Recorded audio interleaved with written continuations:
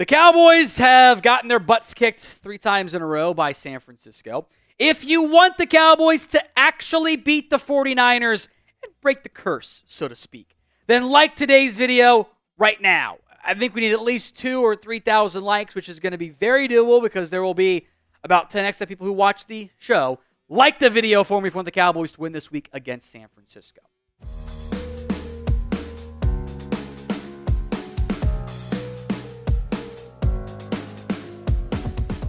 The Cowboys at 3-3 and one of the worst 500 teams in football, or around 500 teams in football, are only 5.5-point dogs against San Francisco. That is a lower line than what it was before this past Sunday. Niners lost Brandon Ayuk for the year. They lost to the Chiefs. They were 7-point favorites. That line has moved down to 5.5. Still feels low, right? Dallas's scoring offense is number 20 right now in football. This is pre-Monday Night Football stats, by the way. Bottom 2 defense in football. The Niners' defense is right about league average, and the scoring offense is top 10. I don't know about you guys, but I don't have great confidence in this particular game. The one thing that might give you some hope, and maybe it is hopium in the end, are injury stuff. Micah Parsons has a chance to play. He is not guaranteeing his return. He is not a lock, but he has a chance to kind of miss only about 3.5 weeks with that high ankle sprain. I do think you'll get Daron Bland back. He was a little sore last Friday. Didn't play against the Lions. Should be good to go this week in theory. We'll see about Eric Kendricks. I think you need him out there because you know Shan's going to do all kinds of motion and play action and try to confuse your linebackers. You need a good veteran piece out there. In theory, Tyler Guyton is also healthy after his knee issue. We talked about it earlier, like last week, I should say, of, was it a convenient injury excuse or was he actually hurt? Still TBD, but I think there's a good chance he plays this week. Zack Martin, I am worried about his back. He looked terrible against Detroit. That was like the worst I've ever seen him play.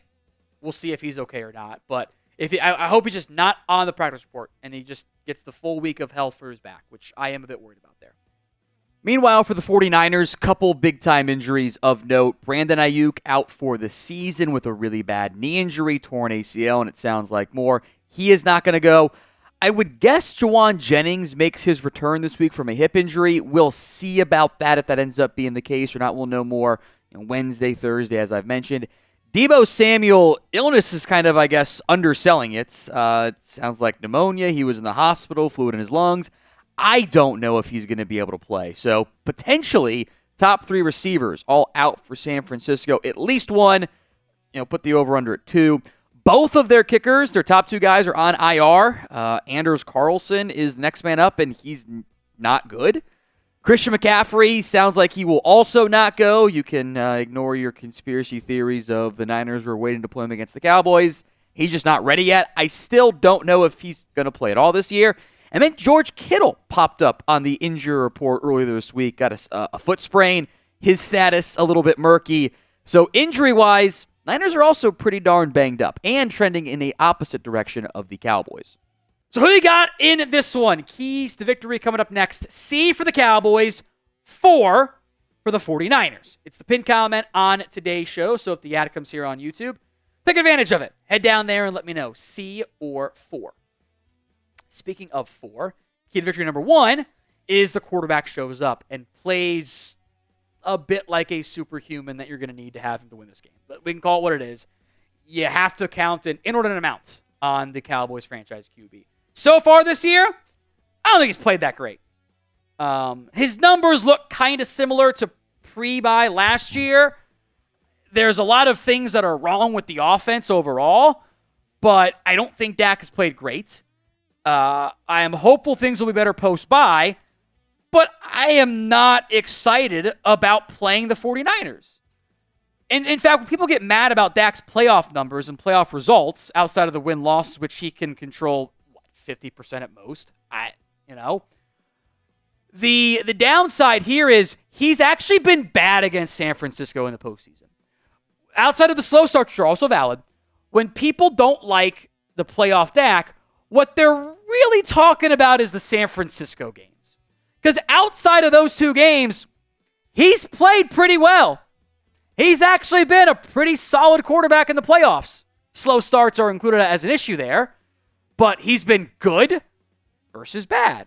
The last 3 games against San Francisco, it's been really bad. Now, we can do the whole, it's not all the quarterback's fault stuff. That's fine, whatever. The quarterback gets blamed there. He has to be better. And with a banged-up Niners team coming off the bye, this is your chance. But I still have my doubts about the everything else around him beyond CeeDee Lamb being good enough, which we'll get into here in just a second. But first, today's show is made possible by PrizePicks. It is the best place to get real money sports action. With over 10 million members and billions of dollars in awarded winnings, PrizePicks has made daily fantasy sports accessible to all. You pick more or less on at least 2 players for a shot to up to 100 times your cash. Run your game all season long on PrizePicks. It is available in over 30 states, including California, Florida, Georgia, Texas. They invented the flex play as well, which means if you get one of your picks wrong, you can still cash out if your lineup isn't perfect. I'm a huge fan of the flex play. I also love their little free squares, I call them. Anthony Edwards, a half point in the season opener. Come on, that's so easy. I'll ride my boy Chugs' picks here as well. Alperen Şengün, more than 3.5 points. Jalen Green, more than 21 points. All those, I kind of like that one. Do the flex play there if you need to as well. Sign up today and get $50 instantly when you play 5. You don't even need to win to get the $50 bonus. It is guaranteed. So download the app today at prizepicks.com/CLNS. Use code CLNS to get $50 instantly when you play your first $5 lineup. Key to victory number 2, and this goes for the coaching staff in particular. It's especially true playing the Niners defense. But how many times have we said, boy, it just looks like everything's challenging out there to move the ball on offense. You've got to find a way to be able to move the ball efficiently on offense and or get some chunk plays. You have to be able to scheme guys open. Mike McCarthy, you have to do this. I think your quarterback in general is kind of a fan of the stop routes. I don't care. Stop calling so many of them. Get guys in motion. Get guys over the middle. Do your deep dig. Do your crossers. Do more of the creative stuff, cheat motion, to make it a little bit easier. Because the Niners can sit on your routes. They don't fear you. They did it the last time. They sat on every single route. The last 2 times they have played. Do a sluggo one time. One time. I've asked that for 5 straight years. Do it once.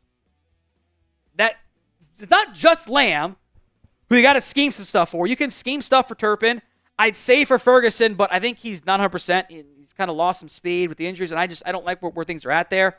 But you've got to make it easier on your team. The ground game has to be better. Make life easier on your defense. Don't put yourself in 3rd and 8 every drive, because that's not going to work. You get a bunch of third downs, going to be 50% in the NFL. 50% is best third down rate in the NFL, which means every one you're failing. Got to avoid third downs. Get some damn easy buttons. Now, which side of the ball do you trust more this week? O for offense, D for defense. Let me know in the comments section of today's show. Number 3, this has been on here every single week, and why wouldn't it be? Stop the run. Cowboys' run defense is bad.